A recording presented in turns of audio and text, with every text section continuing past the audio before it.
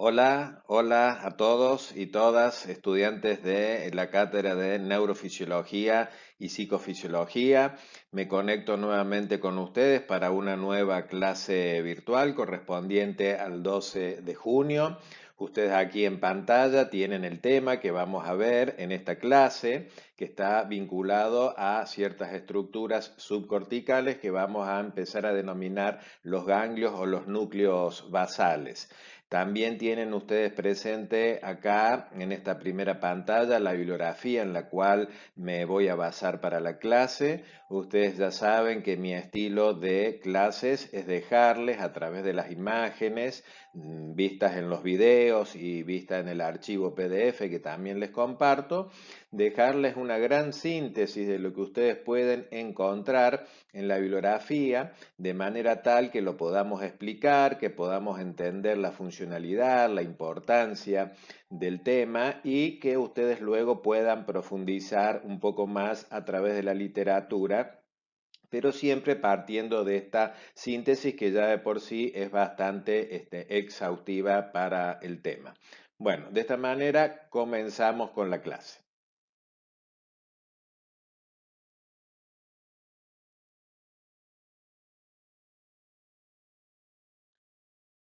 Bueno, para contextualizar el tema de hoy dentro de la carrera y el estudio del comportamiento humano y luego dentro de la materia,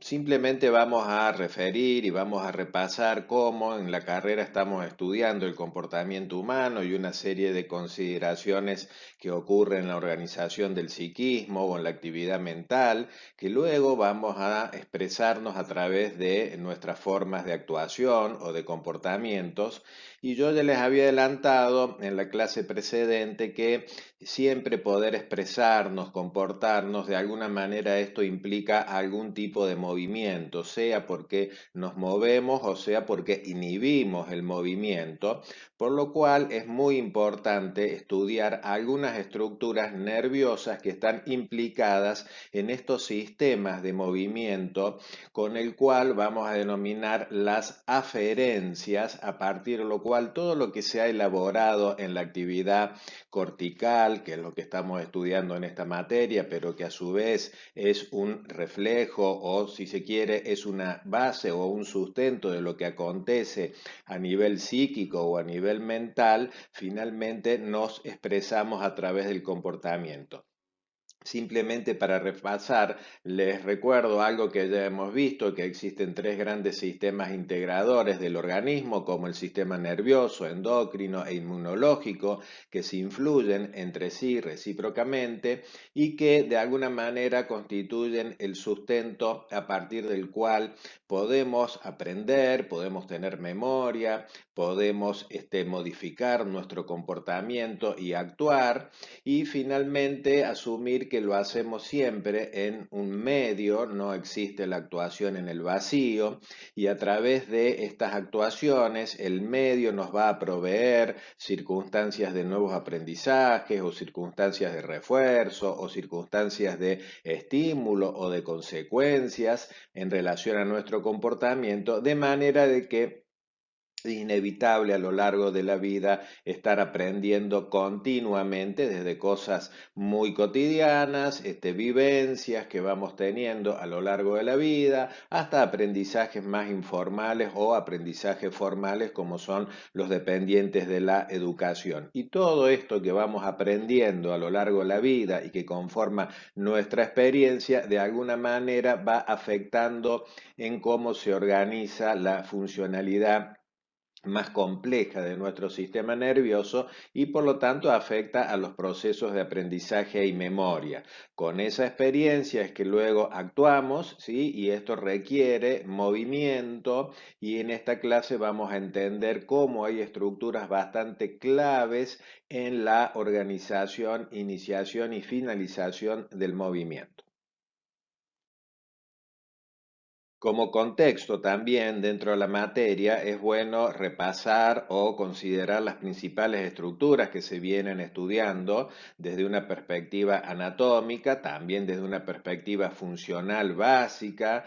primaria y también desde la perspectiva neurofisiológica que se va viendo. Pero bueno, yo aquí en pantalla le dejo una gran síntesis de las grandes estructuras. Recuerden que siempre empezamos desde los niveles inferiores hacia los niveles superiores, ¿de acuerdo? Y de esta manera podemos ver a lo largo de las estructuras anatómicas que ya se han ido estudiando, dónde vamos a ubicar las estructuras referidas a la clase de hoy, que consiste en comprender la funcionalidad y la estructura de los ganglios o de los núcleos basales, en donde acá se empiezan a mencionar algunos, luego los vamos a ver nosotros en más detalle. A modo de repaso también de las grandes estructuras del sistema nervioso, acá les dejo un esquema para que ustedes puedan observar las grandes estructuras del sistema nervioso que nos interesa en particular. Por supuesto que esto no las agota, pero para que ustedes las puedan ir identificando entre todas estas que están escritas. Hay algunas que no corresponden, concretamente 7, y que las puedan identificar y que puedan completar acá en los renglones las principales estructuras. Es simplemente un ensayo para repasar, que siempre viene bien, la anatomía, porque de esta manera vamos a ir ubicando con mayor precisión las estructuras que nos interesan para la clase de hoy. Dado que el objeto de estudio entonces para esta clase tiene que ver con los ganglios basales, lo bueno es que ubiquemos estas estructuras dentro de una clasificación mayor que ya se ha visto, que tiene que ver con el telencéfalo, que es la estructura que da origen a la formación de los hemisferios cerebrales, tanto el izquierdo y derecho, que ustedes ya saben que están unidos con una serie de cisuras y de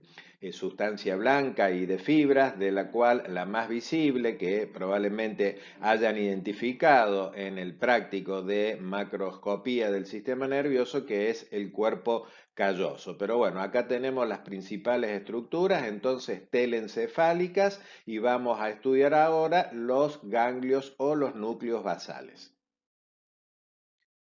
Los ganglios basales, o también llamados núcleos basales, se refieren a un conjunto de estructuras que es muy importante en la subcorteza. También son importantes funcionalmente, ya vamos a ir viendo por qué. Se ubican en la profundidad del cerebro y son relevantes en la regulación de las neuronas motoras,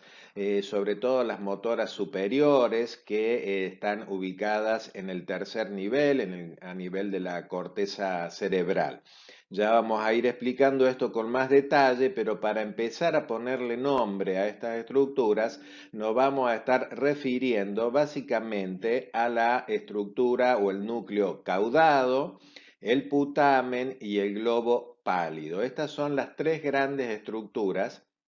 Luego vamos a ver que hay otras estructuras íntimamente vinculadas que corresponde asociarlas a la funcionalidad del núcleo de los ganglios basales, como son la sustancia nigra a nivel del mesencéfalo y el núcleo subtalámico, ¿sí?, por debajo del tálamo ventral. Todas estas estructuras conforman un asa subcortical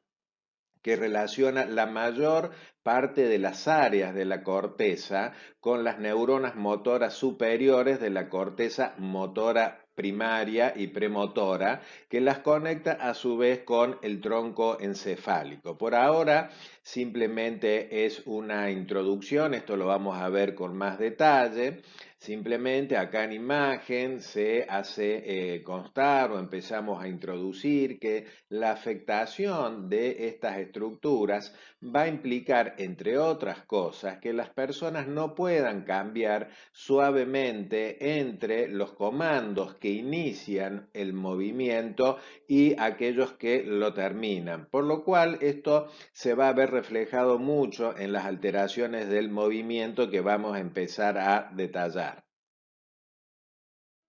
En esta imagen comenzamos a ver la visualización de las estructuras que nos interesan en esta clase. Siempre es bueno observarlo en un corte general. Ustedes están viendo un corte acá de tipo coronal, de predominio anterior, por lo tanto nosotros estamos viendo acá todos los surcos y las fisuras de la corteza frontal, que es lo bueno comenzando por identificar. Siempre recuerden la importancia de establecer una diferencia entre la sustancia gris, que representa en este caso a la corteza cerebral, y la sustancia blanca,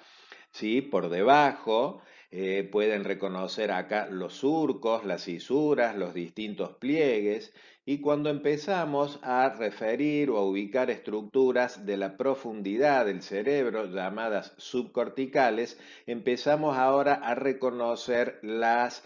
principales estructuras que hacen al tema de la clase de hoy. En este sentido, fíjense que acá vamos a identificar una pequeña estructura hacia los costados de los ventrículos laterales, entonces ahí empezamos a ubicar el núcleo caudado. Luego vamos a ver que acá hay otro conjunto de estructuras que toman el nombre conjunto de núcleo estriado y que está separado, ustedes están viendo acá, por una franja de sustancia blanca, que es la cápsula interna, a diferencia de esta otra de aquí, que es la cápsula externa. Todo esto es fibra de sustancia blanca. Pero vamos a las estructuras basales. Acá estamos pudiendo observar el putamen, ¿sí? Que es esta estructura que ustedes están viendo en un color anaranjado, y estamos viendo el globo pálido, que tiene dos segmentos, uno externo y otro interno. Toda esta estructura es lo que se llama el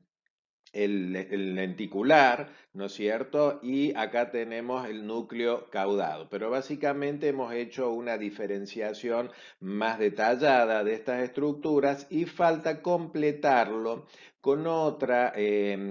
conjunto de cuerpos neuronales que están íntimamente vinculados, pero que se encuentran a la altura del mesencéfalo, como tiene que ver con la sustancia nigra, que la estamos viendo acá en este color verde, y esta sustancia a su vez tiene una porción reticular, ¿sí? Pero es toda una misma estructura que vamos a ver que es bastante clave, sobre todo en la producción de un neurotransmisor muy importante en la organización del movimiento, como es la dopamina. Bueno, de esta manera